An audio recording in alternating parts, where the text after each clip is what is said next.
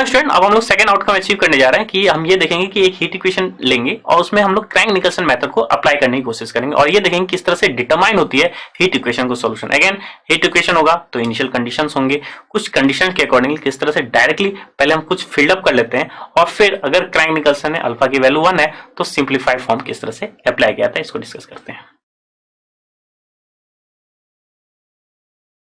तो student suppose हमारे पास एक हीट इक्वेशन है del u by del t equal to del t u over del x2 और इस टाइप के पास कंडीशन है आपका x u x 0 है 20 जब x क्या है 0 से 5 के बीच में, u 0 t क्या है 0 और u 5 t की वैल्यू क्या है 0 100 है और कंप्यूट करना है uxt फॉर वन स्टेप, एक ही स्टेप आपको जो है अप्लाई करना है विथ आपके पास स्टेप साइज इन x दे रखा है h जो रिप्रेजेंट कर रहे हैं और k जो स्टेप साइज इन k वो 1 है, यानी एक ही स्टेप यूटिलाइज करना और जिसमें h की वैल्यू 1 है और k की वैल्यू भी 1 है। यूज क्या करना है Crank Nicholson. So overall student आपके पास पहली बात तो ये पता है कि अगर इसमें बोला नहीं जाता क्रैंक निकल्सन डील करने के लिए, जस्ट एक हीट इक्वेशन देता और न्यूमेरिकल सॉल्यूशन आपको डिस्कस करना था। तो यहाँ पे आप सबसे पहली बात तो देखें कि जो भी पार्शियल डिफरेंशियल इक्वेशन है वो किस टाइप का है। तो आपका फर्स्ट स्टेप क्या है, कोई भी पार्शियल डिफरेंशियल इक्वेशन को क्लासिफाई करना जो हम ऑलरेडी डिस्कस कर चुके हैं। नाउ क्लासिफिकेशन में आपको ये दिखा कि ये क्या है, एक हीट इक्वेशन है। हीट इक्वेशन को अचीव करने के लिए या सॉल्व करने के लिए न्यूमेरिकली हमारे पास दो मेथड है, बेंडर स्मिथ मेथड और क्या है Crank Nicolson. Bender Schmidt method के लिए अगेन बात करें तो अल्फा की वैल्यू 1/2 होती है, जहां अल्फा क्या होता है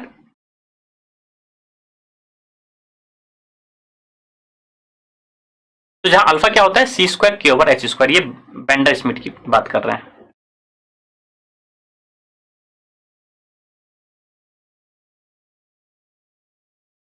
तो बेंडर स्मिथ में अल्फा की वैल्यू 1/2 होती है, तो आप उसको भी यहाँ पे क्या कर सकते थे, डील कर सकते थे कि देख लेते कि अल्फा की वैल्यू 1/2 है तो बेंडर स्मिथ, अगर अल्फा की वैल्यू 1/2 नहीं है तो सिंपल स्मिथ को अप्लाई करते। तो यहाँ पे स्टूडेंट आपके पास क्या है क्रैंक निकल्सन, इसको सॉल्व करना। तो क्रैंक निकल्सन से सॉल्व करने के लिए सबसे पहली बात तो आप अल्फा डिटरमाइन कर ले कि अल्फा की वैल्यू है क्या आपके लिए इन जनरल, क्योंकि आपको सिंप्लीफाइड फॉर्म यूटिलाइज करना है या जो है वास्ट फॉर्म यूटिलाइज करना है। तो अल्फा की वैल्यू 1 होती है तो सिंप्लीफाइड फॉर्म आपको यूटिलाइज करना होता है। तो अल्फा इन जनरल होता क्या है c² k/h²। तो c² किससे कंपेयर कर रहे हैं, क्योंकि आपके पास जो एक्सप्रेशन होता है हीट इक्वेशन का वो हम लोग हमेशा इससे रिफर करते हैं। तो इसमें यहां से दिख रहा है आपको c की वैल्यू 1 है और h की वैल्यू 1 है, k की वैल्यू 1 है, तो ओवरऑल c 1 है, k 1 है, h 1 है, तो ओवरऑल हुआ क्या अल्फा की वैल्यू 1। तो अल्फा की वैल्यू 1 है और क्रैंक निकल्सन डिस्कस करना है, तो यानी कि simplified form of crank Nicholson use करना है आपको। तो सिंप्लीफाइड फॉर्म आपको यूटिलाइज करना। सिंप्लीफाइड फॉर्म का आपको डायग्राम पता है,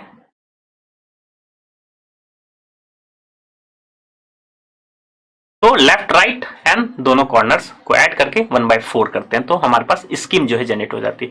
नाउ स्टूडेंट अब यहाँ पे ये भी पता चल गया सिंप्लीफाइड फॉर्म यूटिलाइज करना है, क्रैंक निकल्सन यूज करना है। नाउ अब बात करते हैं इनिशियल कंडीशन, क्योंकि इनिशियल कंडीशंस की अकॉर्डिंगली हम ये देख सकते हैं कि वैल्यू कहां से कहां तक है, यानी कि बाउंड्रीज क्या है x की और t की वैल्यू स्टार्टिंग कहां से हो रही है। इससे हमें यह पता चल जाता है कि हम x की कितनी वैल्यूज के लिए या कितने कॉलम्स हमें बनाने की जरूरत होती है, क्योंकि ओवरऑल ये क्या है डिस्क्रिटाइजेशन स्कीम अप्लाई करना होता है। तो यहाँ पे आपको दिख रहा है x की वैल्यू कहां से कहां तक है, तो यहाँ x की वैल्यू देखने के लिए आप देखिए t फिक्स कहां गए, तो यहाँ t फिक्स्ड है, t फिक्स है और क्या क्या चेंज हो रहा है x की वैल्यू चेंज हो रही है, क्यों यहाँ पे 0 है यहाँ 5 है। और आपको सॉल्यूशन भी स्टूडेंट किस में चाहिए होता है uxt में चाहिए होता है सॉल्यूशन। तो फर्स्ट में जो वैल्यू होती है वो x की वैल्यू होती है और जो सेकंड वैल्यू होती है वो t की वैल्यू होती है। तो इन दोनों कंडीशन से आपको ये दिखा कि x कहां से स्टार्ट है, इसमें दिख रहा है कि x जो है 0 से स्टार्ट हो रही है, 0 पे कंडीशन है, और आपके पास दिख रहा है x की वैल्यू 5 पे कंडीशन है। आप कह सकते हैं इनिशियल वैल्यू x की 0 है और बाउंड्री वैल्यू x की क्या है 5 है, और यहाँ पे जो है ये 0 और 5 के बीच में ux0 की वैल्यू 20 है। तो x की वैल्यू 0 है, x की वैल्यू कहां तक होगी 5 तक, और स्टेप साइज h की वैल्यू क्या है 1, तो स्टेप साइज h की वैल्यू 1 है, यानी कि पहली वैल्यू 0 प्लस 1 1 1 प्लस 1 2 3 4 5। तो x की वैल्यू क्या क्या है आपके पास, यानी कॉलम किस तरह से बनेंगे x के, तो x की वैल्यू पहली 0 है, आप स्टेप साइज 1 ऐड करते हुए चलेंगे तो 0 1 2 3 4 5, ये स्टूडेंट x की वैल्यूज हो गई। और t की वैल्यूज क्या हो गई, सो स्टूडेंट t की वैल्यू तो आपके पास किस तरह से देख रहे हैं कि इस एक्सप्रेशन से ux,0 इक्वल्स टू क्या है 20, तो यानी कि uxt t की वैल्यू 0 है, तो स्टार्टिंग वैल्यू t की क्या है 0, और सिंस आपको एक ही स्टेप लिखना है यानी t की वैल्यू आपके पास स्टार्टिंग वैल्यू 0 है, एक स्टेप, क्योंकि जीरो पे तो आपके पास वैल्यू ऑलरेडी जो है गवर्न हो जाएगी, क्योंकि गिवन है, क्योंकि सारी वैल्यूज आपके पास यूएक्स जीरो की वैल्यू गिवन है। तो टी की वैल्यू तो स्टार्टिंग वैल्यू जीरो है, कहां तक होगी आपके पास कह रहे हैं वन स्टेप, यानी कि स्टेप क्या है के का वन, क्योंकि स्टेप साइज आपको यहाँ पे वन ऐड करना है, तो टी की वैल्यू जीरो और टी की वैल्यू वन। तो अगर सेकंड स्टेप की बात करें या 2-3 स्टेप बात करें, तो टी की वैल्यू आपके उसके अकॉर्डिंग 0 1 2 3 के अकॉर्डिंग डील करेंगे, यानी रो आपके पास क्या होता है, इंक्रीज हो जाता है।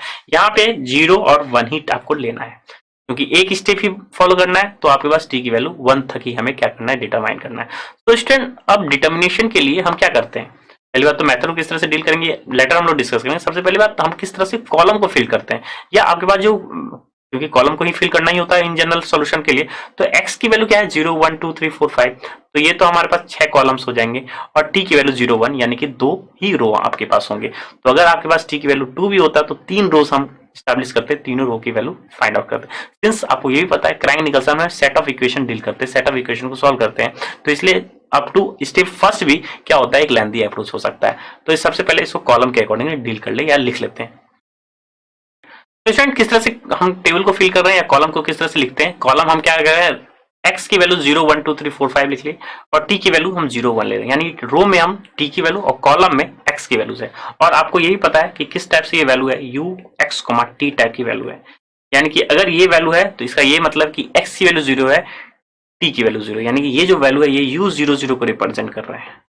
ये वैल्यू ये किसको है 1,0 को रिप्रेजेंट कर रहे हैं, ये वैल्यू ये 2,0 को रिप्रेजेंट हो रही है, ये 3,0, ये 4,0 और ये u 5,0 को रिप्रेजेंट कर रही है। सिमिलरली ये 0,1 को रिप्रेजेंट कर रही है, ये 1,1 को रिप्रेजेंट कर रही है, ये 2,1 को, ये आपका 3,1 को, ये आपका 4,1 को, और ये आपका 5,1 को रिप्रेजेंट कर रही है। नोटेशन आपको क्लियर है, यू एक्स टी का एग्जैक्ट मीनिंग है। अगेन आपका यहाँ पे अगर टी की वैल्यू 2 भी होती तो एक और रो को आप क्या करते, ऐड करते 2, तो यानी कि 0,2 1,2 2,2 3,2 4,2 5,2 आपको डिटरमाइन करना होता है वैल्यूज को। तो सिंस एक ही स्टेप है, या कह सकते हैं एक ही स्टेप पे डील करना है, तो ये सारी वैल्यू जितने भी आपके पास दिख रहे हैं 1 2 3 4 5 6 और 6 वैल्यू, ये 12 वैल्यू को कंप्यूट करना है। और आपको अब इनिशियल कंडीशन को देखना है कि इनिशियल कंडीशन किस तरह से दिए हुए हैं, और सिंस बाउंड्री कंडीशन किस तरह से दिए हुए हैं, तो दैट मीन्स हम क्या क्या वैल्यूज हम कंडीशन से यहां देख सकते हैं। तो स्टूडेंट हमारे पास कंडीशंस इस टाइप से लिखे हुए हैं। नाउ कंडीशन को हमें डील करना है। कंडीशन क्या है, u x, 0 क्या है 20 जब 0 और 5 के बीच है, u 0t क्या है 0 है, और u 5t क्या है 100 है। अब इसको किस तरह से हम स्टडी करते हैं या किस तरह से लिखने की कोशिश करते हैं, तो ये तो क्लियर है हमेशा होता क्या है u x t। तो स्टूडेंट यहाँ पे t की कोई भी वैल्यू हो, t की कोई भी वैल्यू हो, x की वैल्यू अगर 0 है तो u की वैल्यू 0 है। फिर से रिपीट कर रहे हैं, t की कोई भी वैल्यू है, x की वैल्यू अगर 0 है तो उसकी वैल्यू 0। तो आपको यहां दिख रहा है t की कोई भी वैल्यू, x की वैल्यू आप 0 देखिए, यानी कि 0 कॉलम को देखिए, 0th कॉलम को देखिए, यहाँ u 0 0, यानी आप x की वैल्यू 0 देखें, यहां भी x की वैल्यू 0 है।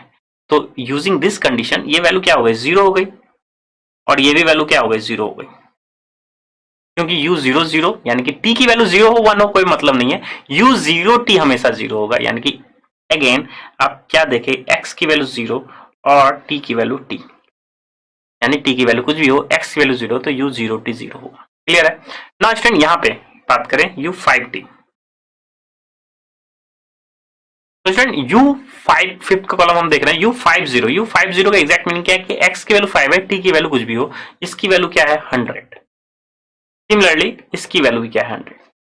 तो आपको दोनों बाउंड्री पता चल गया, u50 की वैल्यू 100, u51 की वैल्यू 100। क्यों, क्योंकि x की वैल्यू 5 है, t की वैल्यू कुछ भी हो, चाहे 0 हो 1 हो व्हाटएवर, t की वैल्यू कुछ भी हो, u5t हमेशा 100 है, तो इसलिए ये भी वैल्यू हमें पता चल गई, ये भी वैल्यू पता चल गई, सिमिलरली ये भी वैल्यू पता चल गई, ये भी वैल्यू पता चल गई। नाउ अब आपके पास u10 क्या है, 20 क्या है, 30 क्या है, 40 क्या है, उसके देखने के लिए आपको ये देखना है ux, 0 की क्या कोई गिवन है, तो ये जो वैल्यू है आपके पास,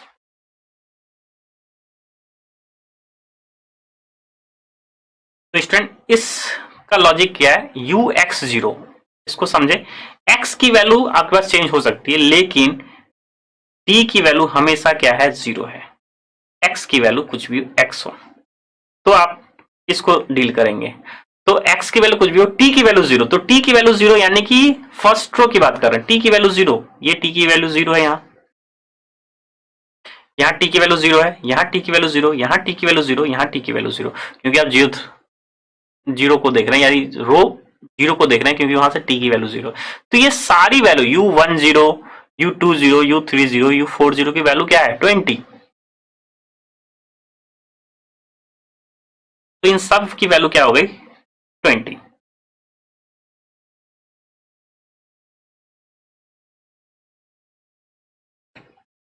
तो स्टूडेंट्स इस सारी वैल्यूज क्या हो गई हमारे लिए 20 हो गई। नाउ स्टूडेंट यहाँ पे सिंस कांस्टेंट था तो इसलिए और ज्यादा आसान हो गई। इन जनरल ux0 अगर आपके पास इस टाइप से रहता एक्स स्क्वायर या एक्स साइन एक्स या सिंपल साइन पाई एक्स, तो तब भी आप डिटरमाइन कर लेते x की वैल्यू आप चेंज करते हुए चलते, क्योंकि ये वैल्यू t की वैल्यू क्या है 0 है। तो अगर u1,0 चाहिए तो हम 1 रख लेते हैं x की जगह, u2,0 चाहिए तो इस एक्सप्रेशन में हम x की वैल्यू 2 रख लेते हैं, 3 रख लेते, 4 रखते हैं। सिंस यहाँ क्या है ये कांस्टेंट वैल्यू है, इंडिपेंडेंट अपॉन x है, तो अगर डिपेंड अपॉन x होता यानी फंक्शन के फॉर्म में होता तो आपको पता होना चाहिए किस तरह से जो है निकाला जाता है। u1,0 एक्स स्क्वायर में हम x की वैल्यू 1 करते, 2,0, 3,0, 4,0, 5,0 जहां तक हमें निकालना होता है उसके अकॉर्डिंगली डील करते हैं। लेकिन यहाँ कांस्टेंट वैल्यू है इसलिए ये सारी वैल्यू 20 20 20 20 हो गई। तो स्टूडेंट आपके लिए बाउंड्री पता चल गई और एक रो पता चल गया, जिस तरह से बेंडर स्मिथ में करते थे। बाउंड्री पता होना चाहिए, रो पता होना चाहिए। ये जो बाउंड्री और रो कैलकुलेट करते हैं ये कहां से करते हैं कंडीशंस के अकॉर्डिंग करते हैं। तो हमेशा स्टूडेंट आप ये बाउंड्री दोनों बाउंड्री आप कैलकुलेट कर लेते हैं और टॉप रो भी कैलकुलेट कर लेते हैं। ये आप हमेशा कंडीशंस के अकॉर्डिंगली डील कर लेते हैं, हमेशा ये वैल्यू पता चल जाती है। तो ओवरऑल स्टूडेंट अब हमें क्या चाहिए, u11 चाहिए, u21 चाहिए, u31 चाहिए, u41 चाहिए। अब हम अप्लाई करेंगे क्या, क्योंकि यहां तक आपके अगर ये भी ये प्रॉब्लम रहता, अब यहाँ पे कोई मेथड यूटिलाइज नहीं किया जाता, कोई मेथड नहीं बोला जाता, तो आप इतना तो हमेशा बना लेते कंडीशन के अकॉर्डिंगली। अगर आपको ये बोला जाता अल्फा की वैल्यू अगर सिंपली अगर 1/2 होती तो यानी ब्लेंडर स्मिथ आप क्या कर सकते ब्लेंडर स्मिथ प्रॉब्लम या उसके मेथड को यूटिलाइज कर सकते हैं। सिंस यहाँ पे क्रैंक निकल्सन है तो जो रिकरेंस रिलेशन है उसी के अकॉर्डिंग डील करते हैं। तो सबसे पहली बात जो भी वैल्यू आई है इसको हम लोग क्या करते हैं आइडेंटिफाई कर लेते हैं, या वैल्यू के फॉर्म में केवल हम जो है फिल कर लेते हैं।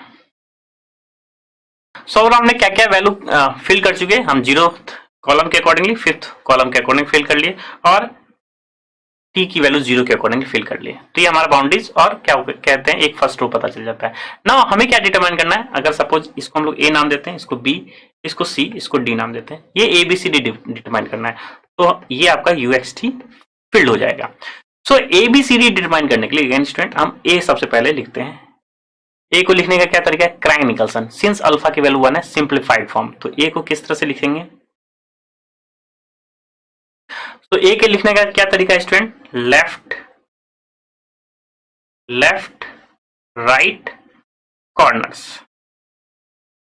तो ए की वैल्यू क्या हो जाएगी 1/4 0 प्लस बी प्लस 20 प्लस 0, ये ए की वैल्यू हो जाएगी। Again set of equation generate होंगे, आपको दिख रहा है यहाँ set of equation, A direct नहीं निकलेगा, ए इन टर्म्स ऑफ बी निकल रहा है। तो अगर सिंप्लीफाई कर ले सबसे पहले इसको, तो ए की वैल्यू क्या हो जाएगी 20 प्लस बी ओवर 4। सिमिलरली हम बी लिख रहे हैं स्टूडेंट, बी को क्या लिखेंगे अगर आप अगेन लेफ्ट राइट दोनों कॉर्नर्स, तो 1/4 तो एज इट इज है। नाउ बी के लिए अगर हम ए के अकॉर्डिंगली हम मिटा दें, तो ना स्टूडेंट बी के अकॉर्डिंगली लेफ्ट राइट कॉर्नर्स, तो बी की वैल्यू क्या लिखेंगे 1/4, आप क्या लिखेंगे A plus C plus 20 plus 20। Similarly student हम सी को क्या लिख सकते हैं, सी को लेफ्ट और राइट, सी का क्या है बी और डी, तो यानी 1/4 तो एज इट इज होगा, तो यहां हो जाएगा सी के accordingly B plus D and corners क्या है 20 एंड 20, तो दैट मीन्स 20 प्लस 20। तो ये सी की वैल्यू हो गई। डी की वैल्यू क्या है सिंप्लीफाइड फॉर्म में, तो डी का लेफ्ट और राइट, तो पहली बात तो 1/4 आप सबसे पहले हमेशा कर लें, लेफ्ट और राइट तो C plus 100 plus corners, corners आपका यहाँ 100 है, डी को अगर डील कर रहे हैं तो डी के अकॉर्डिंगली तो स्टूडेंट डी के accordingly left, right and these are the corners. तो C plus D plus 20 plus 100 और फिर 1/4। नाउ ये आपका सेट ऑफ इक्वेशंस हो जाएगी। A in terms of B आया, B in terms of A and C आया, C in terms of B and D आया, D in terms of C आया। तो आप यहां से एलिमिनेशन प्रोसेस भी यूज कर सकते हैं और अगेन न्यूमेरिकल टेक्निक्स में भी जो है आपके पास कैलकुलेटर में भी सेट ऑफ इक्वेशंस से आप directly A B C D की वैल्यू डिटरमाइन कर सकते हैं। तो स्टूडेंट अगर यहाँ पे हम ए बी सी डी अगर डिटरमाइन कर लेते हैं क्योंकि इक्वेशंस है, तो अगर आपके पास क्वेश्चन होता है टी की वैल्यू 2 पे भी बताइए, तो आपके पास सेकेंड रो फिल्ड हो जाती, अब थर्ड रो को इसी के अकॉर्डिंगली डील करते हैं।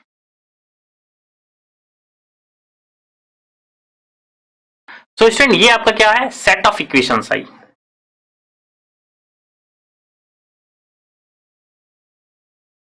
तो set of equation A in terms of B, B in terms of A and C in terms of B and D है, D in terms of only C है। तो आप जस्ट एड अप करके ये equation हम generate कर लिए। Again आप कैलकुलेटर में भी डायरेक्ट कैलकुलेट फाइंड कर सकते हैं। A B C के अकॉर्डिंगली आप इक्वेशंस लिखते हुए चले जाएं, किसका कोएफिशिएंट 0 है, यानी कि A plus B plus C plus D equals to constant, और यहाँ पे A B C D जिस तरह से सॉल्व किया जाता है, या आप एलिमिनेशन प्रोसेस से भी यहाँ A B C D calculate कर सकते हैं। तो आई होप मैं यहाँ डायरेक्ट सॉल्यूशन लिख रहा हूँ, आप इसको वेरीफाई कर सकते हैं बाय योरसेल्फ। तो on simplification we have A B and C D are respectively.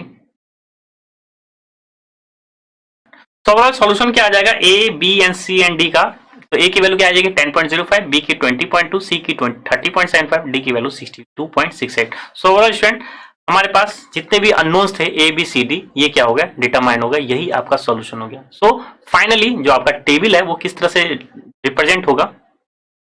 तो स्टूडेंट फाइनल टेबल हमारे लिए क्या है, 0 0 0 की वैल्यूज, 1 अर्थ के वैल्यू 20 10.05, 2 के वैल्यू 2 का कॉलम देखें 20 20.2, 20 30.75, 20 62.68 एंड फिफ्थ के कॉरस्पॉन्डिंग 100 एंड 100। यही आपका फाइनल सॉल्यूशन होगा।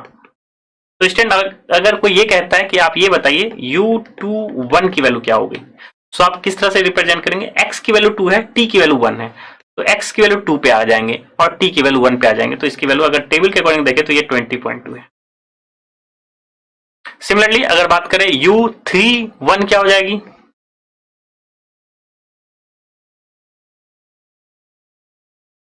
तो U31 x की वैल्यू 3 और t की वैल्यू 1, तो यह हो जाएगी 30.75।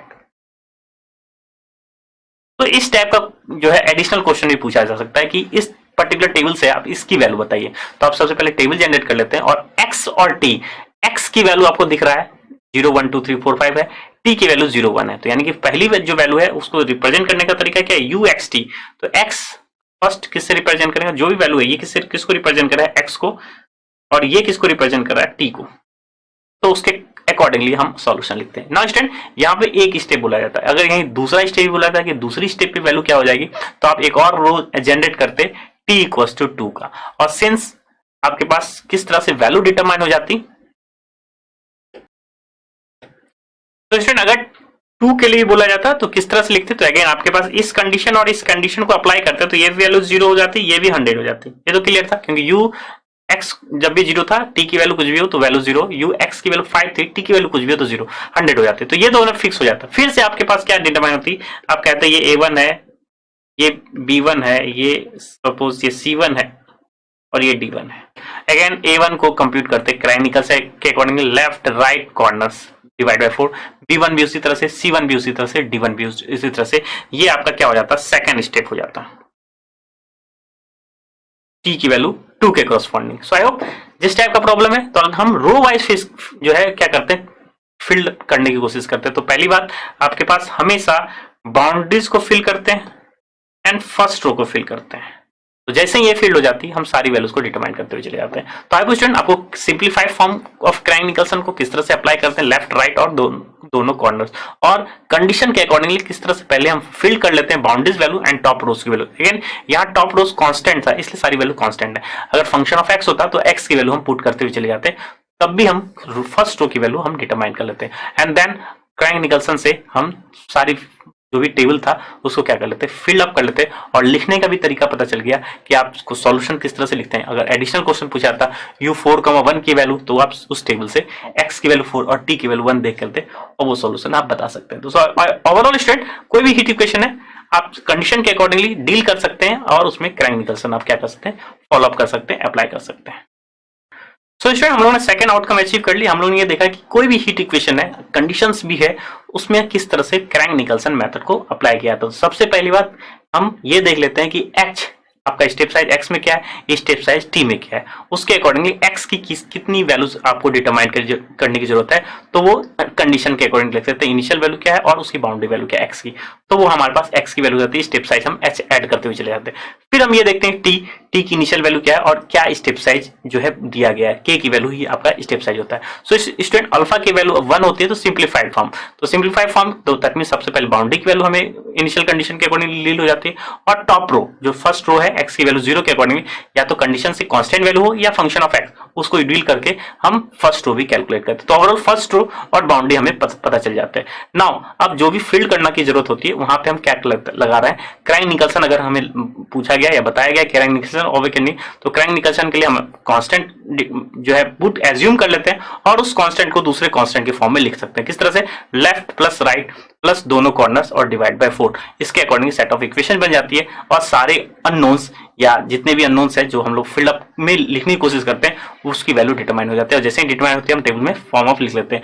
और अगर सेकंड स्टेप अगेन टी की अनदर वैल्यू के लिए चाहिए तो फिर से हम यही फॉलो कर क्या करते हैं, यही स्टेप्स को फिर से दोबारा रिपीट कर देते हैं। सो स्टूडेंट, आपके पास जितने भी कॉलम्स है उसकी वैल्यू पता चल गया, जितने रोज और उसके कॉरस्पॉन्डिंग कॉलम की वैल्यू पता चल जाती है, और लिखने का भी तरीका आपको पता चल गया कि x और t हमेशा फॉर्म सॉल्यूशन क्या होता है, ux, t। तो फर्स्ट वैल्यू x की होती है, दूसरी वैल्यू t की होती है। तो अगेन टेबल के अकॉर्डिंगली हम कोई वैल्यू, जैसे सपोज आपको 1,0, 2,0 या इनफैक्ट u 3,1 चाहिए तो x की वैल्यू 3 कॉलम में और t की वैल्यू 1 देखेंगे रोज में, और वही आपका क्या हो जाता है, सॉल्यूशन हो जाता है। तो क्वेश्चन आपको अप्लाई करने का तरीका समझ में आ गया होगा, एक हीट इक्वेशन में किस तरह से अप्लाई करते हैं एक क्रैंक निकल्सन मेथड को। Now student, let's have your knowledge check.